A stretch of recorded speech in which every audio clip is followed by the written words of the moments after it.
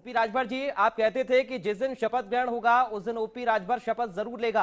आज वो प्रमाणित भी हो गया है। सबसे पहले आपको इंडिया न्यूज की तरफ से बधाई।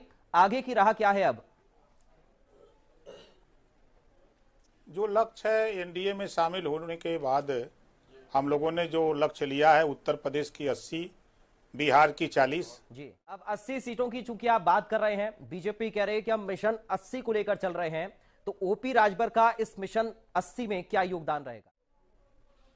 देखिए, 19 के चुनाव में आप अगर जाएंगे तो 19 के चुनाव में 64 सीटें बीजेपी अपने दम पर जीती थी। जी, जो 6 सीटें पूर्वांचल में हारी थी, वो 6 सीटें बीजेपी को हम जितवा करके इस बार हम खुद उसी इलाके में हारी थी जहां हमारा थोड़ा वर्चस्व है, तो उसको हम जितवा करके दे देंगे। तो 64-6-70 तो इससे हो गया। और सपा बसपा दोनों मिलके लड़े थे, अब दोनों अलग हो गए। तो जो 10 बची हुई सीटें कैसे जीतेंगे ये दोनों भाई? दोनों तो अलगे अलगे लड़ रहे हैं, कैसे जीतेंगे? लेकिन उधर आ गए जयंत भाई, जयंत जी चापेंगे, इधर से हम ललकारेंगे, उधर से भाजपा वाले चापेंगे, सब भाग जाएंगे उधर से, कोई टिकेगा वहां? लेकिन राजभर साहब, राहुल गांधी भारत जोड़ो न्याय यात्रा निकाल रहे हैं, अखिलेश यादव जी उनका साथ दे रहे हैं, उधर मायावती जी अलग लड़ने की बात कर रही हैं, और भी कई ऐसे दल हैं जो कि अपनी अपनी गोटियां सेट कर रहे हैं। तो ओपी राजभर जो दावा कर रहे हैं या बीजेपी या एनडीए जो दावा कर रही है मिशन 80 का, क्या वो इतनी आसान रहा है जो आप बता रहे हैं? देखिए, कहीं भारत टूटा है कि वो जोड़ने निकले हैं? जी, जो न्याय की बात कर रहे हैं, लंबे समय तक कांग्रेस की सरकार थी। आप बताइए कि अन्याय किसने किया? लंबे समय तक कांग्रेस की सरकार थी। अगर कांग्रेस ने अहिर गडेरी कुनबी कोयरी भर चमार मुसर धोबी खटिक पासी केवड़ बिंद मला जुल्हा दुनिया अंसारी साईं दर्जी फकीर शेख सैयद पठान जुल्हा दुनिया अंसारी को अगर हिस्सा दिया होता, उसके साथ न्याय किया होता, तो आज ये न्याय की बात करने वाले लोग जब सरकार थी तो क्या किए? आज समाजवादी पार्टी को उठा के देखिए, 27% रिजर्वेशन पिछड़ों को मिला, कुछ जातियां लाभ उठा रही हैं। सामाजिक न्याय समिति की रिपोर्ट लागू करने के लिए अखिलेश को याद नहीं आता है। पिछड़ों का हक लूटने में समाजवादी पार्टी 1 नंबर, मुसलमानों को गुमराह करके वोट लेने में समाजवादी पार्टी कांग्रेस 1 नंबर।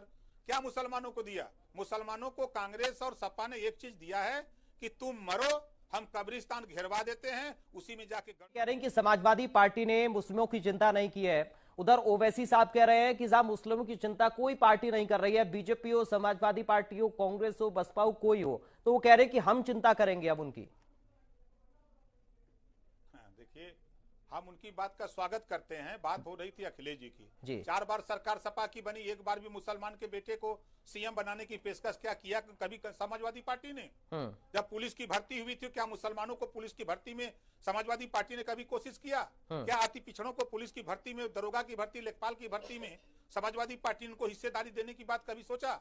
क्या कांग्रेस पार्टी के लोगों ने इनको हिस्सेदारी देने की बात सोचा? 80 की आप लोग बात कर रहे हैं, तो अभी जो बाकी बची हुई 29 सीटें हैं उन पर भी प्रत्याशियों के फैसला होना बाकी है। अभी सीट शेयरिंग को लेकर बातचीत कंप्लीट हो गई है क्या? कितनी सीटें, क्या, कैसे आप लोग लड़ रहे हैं? देखिए, सबको सीटें मिल गई हैं, हमको भी एक सीट मिल गई है जी। दूसरी सीट की बात चल रही है, दूसरी सीट पर प्रयास कर रहे हैं। कहीं कोई विवाद नहीं, ना कोई झगड़ा। जब समाजवादी पार्टी के साथ आप थे तब आपने आरोप लगाया था अखिलेश यादव के ऊपर कि आप तवज्जो जयंत चौधरी जी को दे रहे हैं लेकिन हमको नहीं दे रहे हैं, जिस तरीके का हमारा जनाधार है। अब आप लोग भी डिमांड कर रहे हैं, चौधरी साहब को तो 2 सीटें मिल गई हैं, आप लोगों की स्थिति क्या है ये भी तो स्पष्ट होना चाहिए ना? देखिए, उत्तर प्रदेश में 403 सीटें हैं जी। हम अपनी पार्टी से 6 गो एमएलए हैं। माननीय मुख्यमंत्री जी को छोड़ दीजिए, दोनों डिप्टी सीएम को छोड़ दीजिए, तो 403 विधायकों में अगर नाम इन 3 लोगों के बाद अगर पूछेंगे तो विधायकों का नाम तो सबसे पहले नाम ओम प्रकाश राजभर का आएगा। जी। क्यों आएगा? आप अच्छी तरह जान रहे हैं कि चाहे सदन हो चाहे सड़क हो, हम रोटी, कपड़ा, मकान, शिक्षा, दवाई की बात करते हैं, हम उसी पर लड़ते हैं। ये बातें जनता, गरीब, कमजोर, वंचित, शोषित, पिछड़े, दलित, अल्पसंख्यक को यही चाहिए।